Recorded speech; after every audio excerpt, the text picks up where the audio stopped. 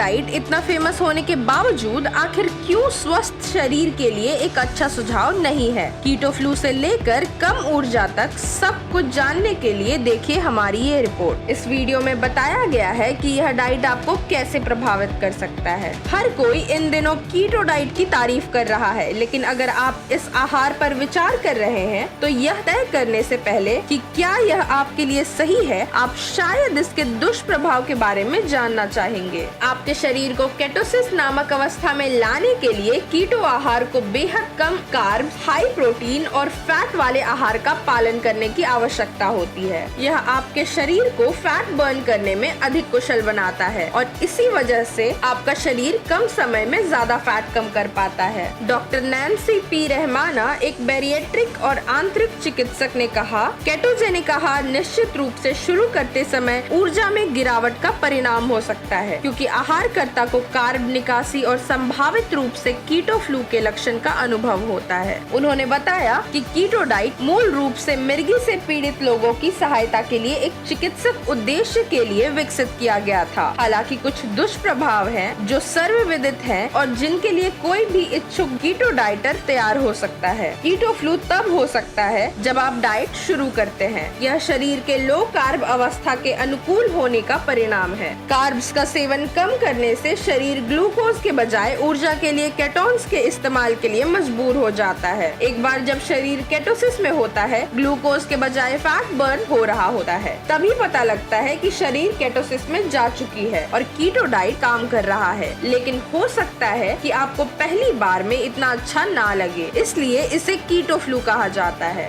Keto flu के लक्षण में सिर दर्द, कमजोरी और चिड़चिड़ापन से लेकर कब्ज, मतली और उल्टी तक सब कुछ शामिल हो सकता है। डॉक्टर रहनुमा ने समझाया, कीटो आहार की शुरुआत के साथ शरीर ऊर्जा के स्रोत के रूप में चीनी का उपयोग करने से शरीर की संग्रहित फैट का उपयोग करने के लिए स्विच करता है। फैट को तोड़ने की प्रक्रिया में शरीर केटोन्स का उत्पादन करता है, जिसे शरीर द्वारा बार बार पेशाब में वृद्धि के माध्यम से हटा दिया जाता है। इसे डिहाइड्रेशन और फ्लू जैसे लक्षण हो सकते हैं, जैसे थकान, चक्कर आना, चिड़चिड़ापन, मतली और मांसपेशियों में दर्द हो सकता है। इस लगातार पेशाब के साथ इलेक्ट्रोलाइट्स का नुकसान भी होता है, जो इन लक्षणों को बढ़ा सकता है। इसके अलावा क्योंकि कार्बोहाइड्रेट ऊर्जा और उत्तेजना का स्रोत है, इसीलिए ऊर्जा के इस स्रोत को हटाने से चीनी की लालसा बढ़ जाती है। मस्तिष्क कोहरे और ध्यान केंद्रित करने में कठिनाई, अधिकांश अन्य लक्षणों की तरह ज्यादातर लोगों के लिए कीटो फ्लू लगभग 1 सप्ताह तक रहता है। फिलहाल के लिए बस इतना ही।